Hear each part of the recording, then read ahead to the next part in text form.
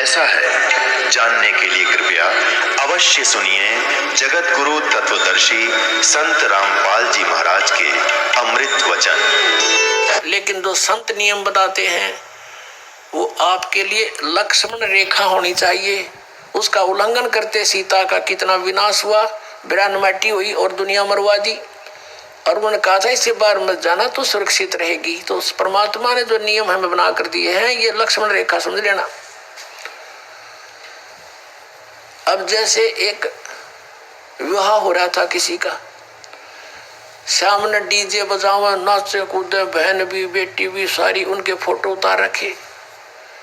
अगले दिन बारात में जा रहे थे, भाई का विवाह था लड़के का, तो उस शहर से यानी रोहतक से कलानौर के पास एक दुर्घटना होगी। वह दुल्हे वाली कार ही टकराएगी किसी दूसरे से, 5-6 मर गए, उसी दुल्हा भी मर गया और उसी परिवार के रिश्तेदार वो खुद मिलकर 5-6 की 8-10 सपोर्ट मृत्यु होगी। अगले दिन पेपर में आ रहा था उनका हाहाकार मचाते, बाढ़ पड़ रही, बहन बेटियां बुरी तरह रो रही है, एक दूसरे से निपट रही है। अब बता, अब बजा लो डीजे, कोई बात हुई यहाँ पर। तो संत कहते हैं जैसे नानक साहब जी से भक्त प्रश्न करा करते कोई अनजान से कि महाराज जी आप यहाँ कुछ खोए खोए से रहते हो। तो उन्होंने कहा था भी ना जाने काल की कर डारे, किस भी ढल जा पास आवे, और जिनाते सरते मौत खुड़क दी उन्होंने केड़ा हंसावे। हमें अपनी मौत दिखाई दे ना बेरा के बिजली गिर जाए, यहाँ तक टाइम सा पास करना हमने। फिर पूछा कि हे भगवान क्या आप कभी प्रसन्न नहीं होते? कि प्रसन्न होता हूं जब मेरे अनुयायी मेरे द्वारा निश्चित किए हुए सत्संग के दिन वापस आ जाते हैं तो उस दिन मुझे खुशी का कोई ठिकाना नहीं रहता। क्यों? क्योंकि मुझे ये खुशी होती है कि इनको कोई काल का दूत नहीं टकराया, इनकी भक्ति का नाश नहीं किया, ये सुरक्षित है अभी तक।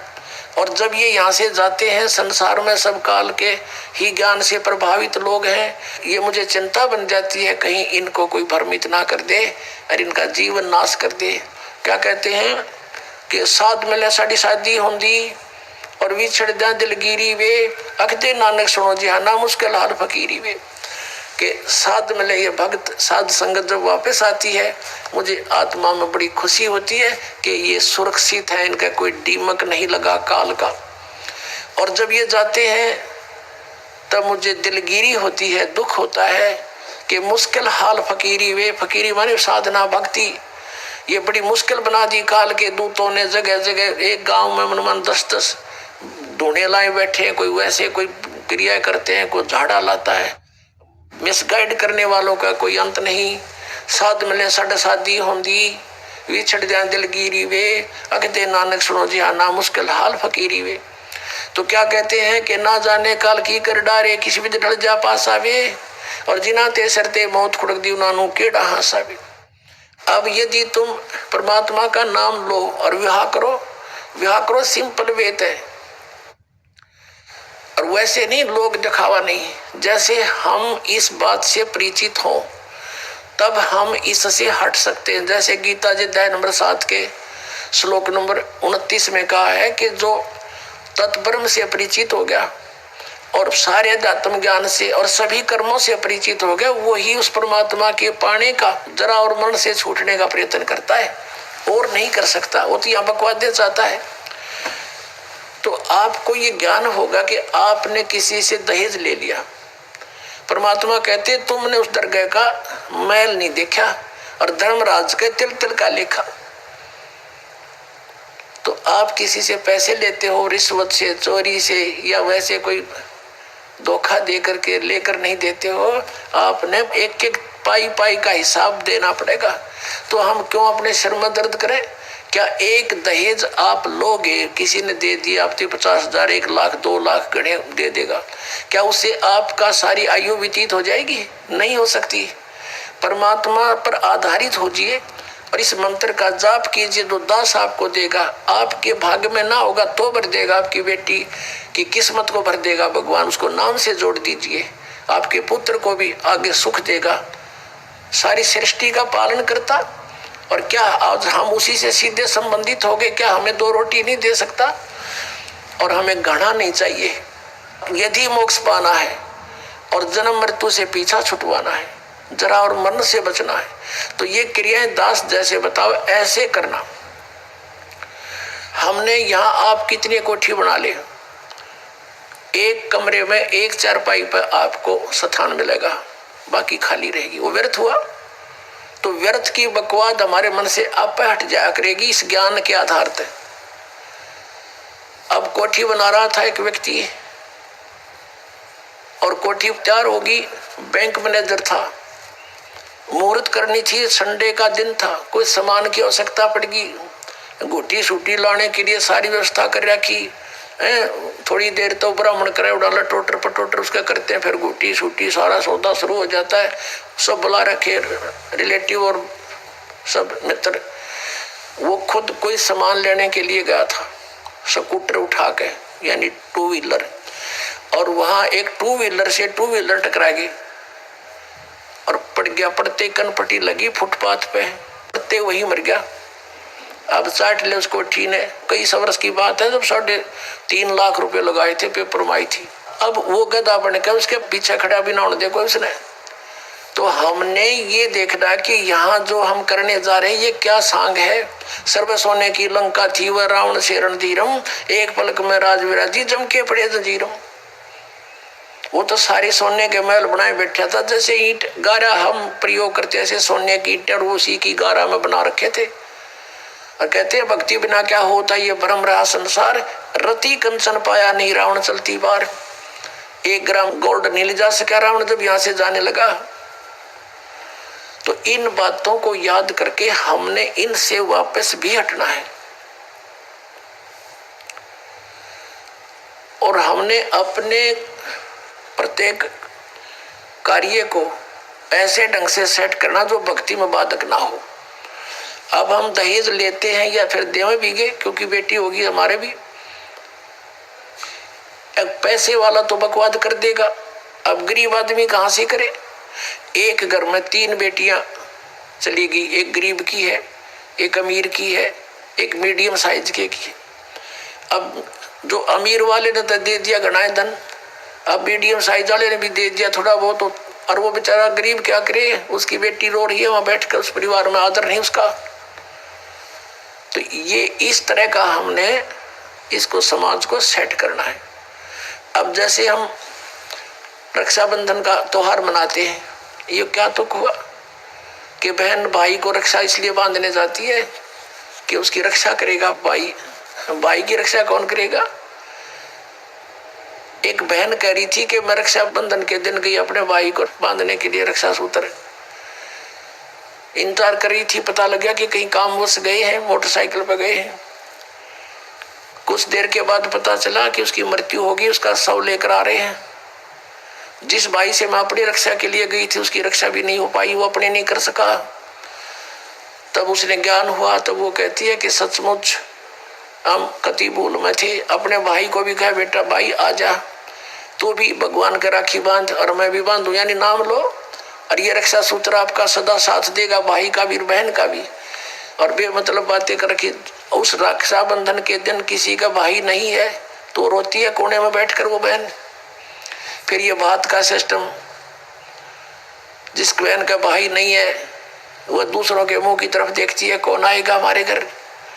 तो पुण्यात्माओं, ये बेमतलब की बकवाद, ये जग की रीत से हमने वापस हटना है और अपने जीवन को नए सिरे से सेट करना होगा। यदि भक्ति करना चाहते हो, समाज के भाव में बहना है तो नो प्रॉब्लम, आप कुछ भी करो, वो आपकी मर्जी, लेकिन भक्ति नहीं चलेगी। तो इस प्रकार हम इन क्रियाओं से भी सावधान होना है, अपने आप को बचा के रखना है, तब हमारी भक्ति प्रफुल्लित हो। फिर क्या बताते हैं कि असंग जन्म तन मरत्या होगे और जीवित क्यों ना मरे रे। एक तो ये जीवित मरना, इस ज्ञान आधार से सब बकवादियां छोड़ देंगे। जिस समय ये दास गांव-गांव में घर घर में जाके पाठ करते थे 3 दिन का, यानी 500 यज्ञ करते थे फ्री ऑफ कॉस्ट, किसी से कोई पैसा नहीं लेता था, क्योंकि दास सर्विस करता था।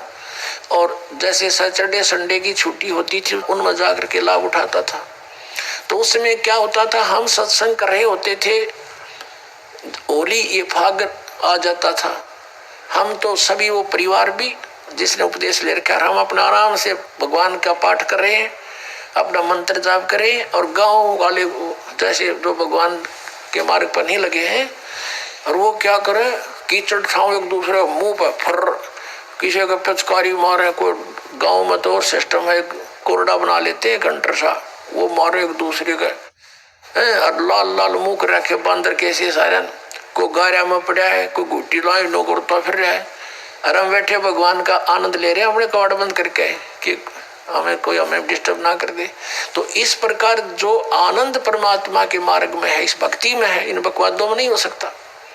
तो इस तरह की हमने नहीं करना, क्योंकि हम यहाँ के वासी नहीं हैं और यहाँ सुख नाम की चीज नहीं है। आज हम खुशी मना रहे, 1 मिनट में ना जाने के बिजली गिर जाए, और परमात्मा की भक्ति करेंगे, इससे हमारा बचाव बनेगा। और ये इस तरह के जो मर्यादाहीन कार्य करने से नामखंड हो जाएगा, नामखंड होते ही भगवान रुष्ट हो जाएगा, आपके ऊपर काल का अटैक हो जाएगा और आपको फिर हानि हो जाएगी। तो इस डर से हमने अपना यहाँ टाइम पास करना है और भक्ति की ख्यास करना है, भक्ति बढ़ाते रहना है, धर्म पुण्य जो भी क्रियाएं बताइए सभी करते रहना, आखिरी सांस तक करना पड़ेगा आपको। और दूसरे टाइप से जो जीवित मरना है, कि जैसे आप जी देखते हैं कि नाइट सर्विस में यानी रात्रि सेवाओं के अंदर बसों में व्यक्ति जाते हैं और फिर सुबह शाम तक वापस आ जाते हैं। वो नाइट सर्विस में किस लिए जाते हैं कि उनको बहुत आवश्यक कार्य होता है और शीघ्र करने के लिए ही वापस आने के लिए गए होते हैं कि शाम तक लौट आऊं। और ऐसे ही एक रात्रि सर्विस में गया, रास्ते में एक्सीडेंट हो गया, वापस आना था, इतनी शीघ्रता थी उसको, इतना आवश्यक कार्य था कि वापस आना था उसको, और दुर्घटना मृत्यु होगी नाइट सर्विस में। अब वो कहाँ गई वो शीघ्रता, कहाँ गए जिसके लिए पंजे ना टेके थे, वो क्या ले गया साथ में। तो आप जी ये सोच लीजिए, जब सतलोक आश्रम बरवाला की तरफ सत्संग के निकट आवर चलना चाहो तो न्यू सोच लो हमारी मृत्यु होगी आज और इब्बा होगी, और आ जाओ यहाँ पर सत्संग सुनो, 3-4 दिन फ्री ऑफ माइंड रहो, एक दूसरे से भगवान की चर्चा करो, यहाँ और बकवाद मत बतलाना, ये ख्यास रखना। परमात्मा रुष्ट हो जाएगा, ठीक है, कोई मित्र रिश्तेदार मिलता है, बातें करो गृहस्थी की थोड़ी बहुत देर के लिए, फिर अपना मालिक की चर्चा शुरू करें, कोई ज्ञान उससे सुने, कभी आप सुनावे, फिर मंत्र करने लग जावे। सब सुविधाएं भगवान ने आपके लिए दे रखी, इन दासों के द्वारा आपको सारी व्यवस्था करवा के दी जाती है। तो इसका सदुपयोग करना, दुरुपयोग करने से राम रूठ जाएगा आपका, और राम नहीं रूठना चाहिए, ये भी आपको डर लगे। तो ये सोचकर आप आ जाइए और ये सोचिए कि हमारी मान ले परमानेंट मृत्यु हो जाए तो भी तो हो सकती है ऐसे। और अब हम 3 दिन 4 दिन 2 दिन जिसा भी समय आप मरना चाहो मरो, और फिर वापस ले जाओगे घर पे, और परमानेंट टिकट कट गई फिर भी तो बात बिगड़ेगी, फिर तो धरा धरा रहेगा, सारा संभाल ही नहीं सकते आप। तो अब जाकर के मान लीजिए तुम समझते हो कि कुछ काम बिगड़ जाएगा, तो अभी तो फिर जाकर संभाल सकते हो, परमानेंट तो नहीं मरे। लेकिन जो परमात्मा के लिए सच्चे दिल से आते पुण्यात्माओं, किसी का आज तक काम बिगड़ा नहीं, बने मिलते हैं, लेकिन वो आपकी श्रद्धा पर डिपेंड करेगा। सतगुरु के दरबार में कमी काहे की ना, अंसा मौज नहीं पावता तेरी चूक चाकरी में।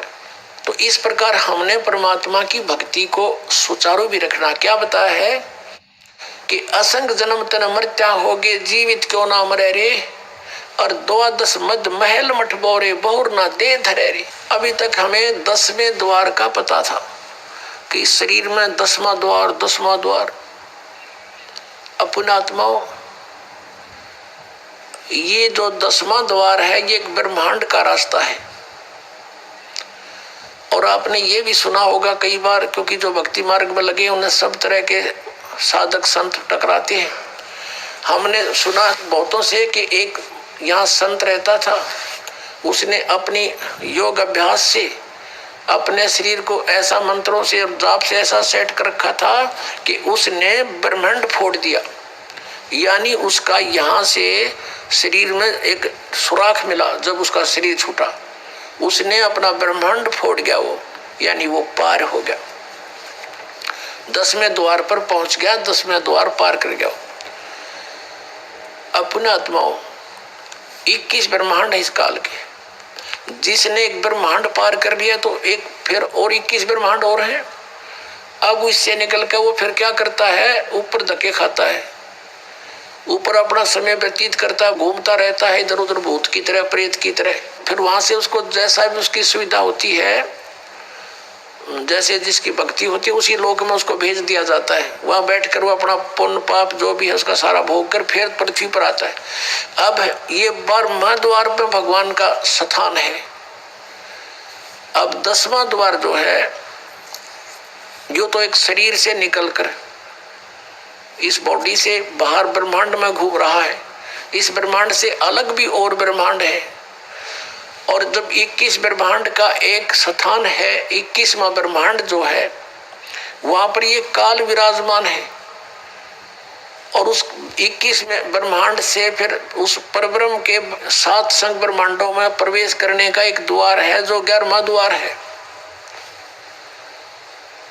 और इस अक्षर पुरुष के 7 संग ब्रह्मांडों को पार करके जब सतलोक में प्रवेश करने जाते हैं तो वो 12वां द्वार है। उस 12वें द्वार को पार करके फिर हम सतलोक में प्रवेश करेंगे, वहां हमारा निज ठिकाना है। अभी तक ये 10वां द्वार पर गाटा जोड़ रहे थे और एक सिरफिरा कोई संत ने 11वां द्वार में बताया कबीर साहब ने। और उसको किसी ने कहा जी हमने सुना है एक संत बताता है कि 12वां द्वार। नहीं 12वां नहीं है, तो 11वां का ठेका ले रहा, 11वां है। तो यहाँ संतों ने परमात्मा जिनको मिला आदरणीय गरीबदास साहिब जी को और ऊपर के सब ब्रह्मांड दिखा कर लाए। तो गरीबदास साहिब जी कह रहे हैं कि 12 मद महल मठ बोरे, उस 12वें द्वार में है वो स्थान मठ, यानी वो आपका निवास स्थान। और बहुर ना दे धरे रे, वहां जाने के बाद फिर कभी मृत्यु नहीं होती। 15वें अध्याय के 4थे श्लोक में, 18वें अध्याय के 62वें श्लोक में जिसके विषय में कहा है। फिर क्या बताते हैं कि दोजक बहिष्ठ सभी ते देखे राजपाट के रसिया। दोजक कहते हैं नरक को और बहिष्ठ कहते हैं स्वर्ग को। कहते तूने सत साधना ना मिलने से, तत्वदर्शी संत ना मिलने से, ये जो साधना भक्ति तुम कर रहे हो, इससे स्वर्ग में भी जाना पड़ता है, फिर पाप नरक में भोगने पड़ते हैं। आपके दोनों अकाउंट ओपन रहते हैं। पुण्य वाला अलग लिखा जाता है, पाप वाला अलग। पुण्य के आधार से स्वर्ग महास्वर्ग प्राप्ति हो जाती है, वहां देव पद भी प्राप्त हो जाता है। और पाप के आधार से फिर नरक में भी आपको कंपलसरी जाना पड़ता है। और पूर्ण परमात्मा कबीर परमेश्वर की भक्ति इस 2 अक्षर के नाम से और सार नाम से करने से, आदि नाम से, तो आपके पापों का नाश हो जाता है। कबीर साहब कहते हैं जब ही सतनाम हृदय धरो भयो पाप को नाश। और जैसे चिंगारी अग्नि की वाई पड़े पुराने घास, आपके युगों युगों के संचित कर्म आपके अंतःकरण में लिखे हुए हैं और धर्मराज के दरबार में वो सुरक्षित हैं।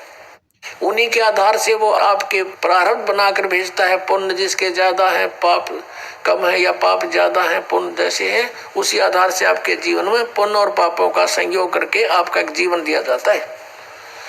तो पुण्यों के आधार से आपको सुख मिलता है, पाप के आधार से आपको कष्ट आपदाएं आती है। तो परमात्मा जब आपके कष्ट काट देगा आपके प्रारब्ध कर्म के, तो सुख है, सुख शेष रहेंगे, वो पाप नहीं आपको भोगने पड़ेंगे। तो क्या कहते हैं कि जब ही सतनाम हृदय धरो, ये 2 अक्षर का नाम, भयो पाप को नाश। और जैसे चिंगारी अग्नि की भाई पड़े पुराने घास, आपके ढेर सारे लाखों टन पड़ा हो सूखा घास, एक माचिस की सीख जलाकर उसमें डाल दीजिए, सबको सवा कर डालेगा, राख बना देगा, चलेगी हवा, वो उधर की उधर पता नहीं कहाँ की कहाँ राख जाएगी, वो फील्ड क्लियर हो जाएगा। तो क्या कहते हैं जब ही सतनाम हृदय धरो भयो पाप को नाश। और जैसे चिंगारी अग्नि की भाई पड़े पुराने घास, ऐसा नाश कर देगा भगवान। तो क्या कहते हैं दोजक नरक बहिष्ठ स्वर्ग, दोजक बहिष्ठ सभी ते देखे राजपाट के रसिया। इस राजपाट के सुख को भोगने वाले, इसमें आसक्त अज्ञान प्राणी। और 3 लोक से तरपत नाही ये मन भोगी खसिया। इस मन की ऐसी गंदी आदत है, इसको 3 लोग भी दे दे तो भी इसकी संतुष्टि नहीं। यदि कोई सरपंच बन जाता है, सोचता है चेयरमैन बनूं, चेयरमैन बन जाता, सोचे कि एमएलए की बात बने, एमएलए बनते ही सोचता है मैं मंत्री बनूं, मंत्री बनने के बाद अटकल शुरू कर देता है, बिना दाव लगे मुख्यमंत्री बिना आनंद नहीं, मुख्यमंत्री बनकर सोचता प्रधानमंत्री बनूं, इतने टिकट कट जा, फिर गदा संतरी बने। तो परमात्मा कहते हैं कि 3 लोग से तर्पत ना ही ये मन भोगी खसिया, 3 लोग दे दे तो भी इसकी संतुष्टि नहीं। अब क्या बताते हैं, सतगुरु मिले तो इच्छा मिटे, यानी संत मिले तत्व ज्ञान दे तो ये बीमारी हटे जिसके लिए हम जीवन नष्ट कर रहे हैं। सतगुरु मिले तो इच्छा मिटे, पद मिल पदे समाना, चल हंसा उस लोक पठाऊं जो आदि अमर अस्थाना। यानी सतगुरु मिलेंगे तो ये तत्व ज्ञान बताएंगे, इससे हमारी इच्छाएं हटेंगी, इन बकवादों की तरफ नहीं जाएंगे। इंद्र दाराज कागदा बेष्टा ना भोगा इंद्राणी नु। जब हमें उस तत्व ज्ञान से परमात्मा के सतलोक के सुख का ज्ञान हो जाएगा, यहाँ की किसी वस्तु में आपकी इच्छा नहीं रहेगी। और यहाँ के स्वर्ग के राजा के राज को भी काग की बीट के तुल आपकी आत्मा मारने लग जाएगी। अंतःकरण में ऐसा आपकी भावना बन जाएगी, यह सच्चाई है। जब इंद्र का राज भोगकर फिर गद अपने आग लगे इसी राज के, तो अपने आप आत्मा स्वीकार करेगी, ये मन हट जाएगा, आपको छेड़ाछाड़ी नहीं करेगा फिर, क्योंकि आत्मा जाग जाएगी। अभी तक हम ये मन बकवाद करके यही फंसाए रखता है कि सतगुरु मिलेंगे तो यह इच्छा मिटेगी। और पद मिल पदे समाना, पद के 2 अर्थ यहाँ पर।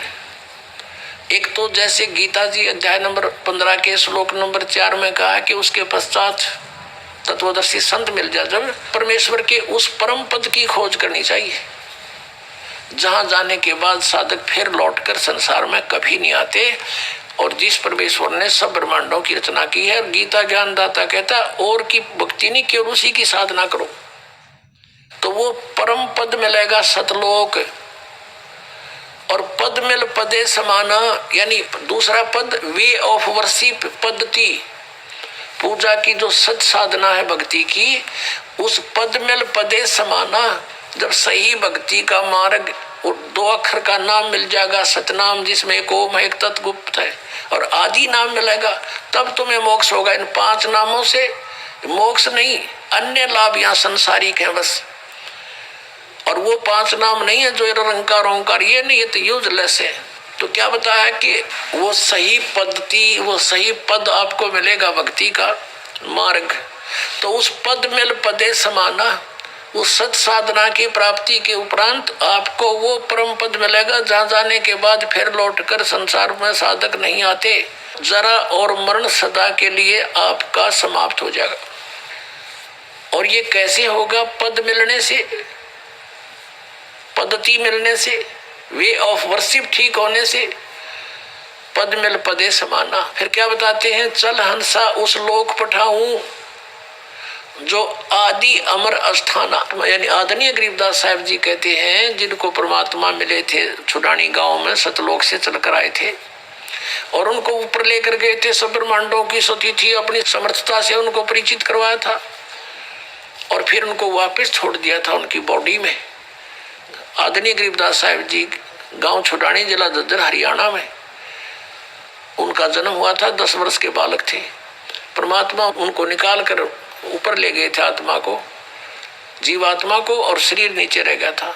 5-6 घंटे लग गए थे। गांव वालों ने सोचा ये मर गया है, अंतिम संस्कार के लिए चिता पर रख दिया था। फिर परमेश्वर ने वापस वो आत्मा भेज दी कि जब बॉडी का नाश करवा देगा काल। तुरंत आगे उठकर फिर ये ज्ञान बोलने लगे। वो बता रहे हैं कि उस सतलोक के अंदर क्या सुख है। चल हंसा उस लोक पठाऊं जो आदि अमर अस्थाना, सदा से अमर है, जिसका कभी नाश नहीं होता। शाश्वतम स्थानम, गीता जी अध्याय नंबर 18 के श्लोक नंबर 62 में कहा कि अर्जुन तू सर्वभाव से उस परमेश्वर की शरण में जा। यानी गीता ज्ञानदाता से अन्य है, वो परमेश्वर ब्रह्म है।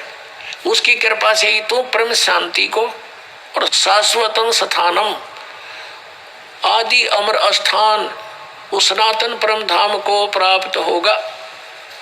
और यहाँ गरीबदास साहिब जी कह रहे हैं कि सतगुरु मिले तो इच्छा मेटे, पद मिल पदे समाना, और चल हंसा उस लोक पठावे जो आदि अमर स्थाना।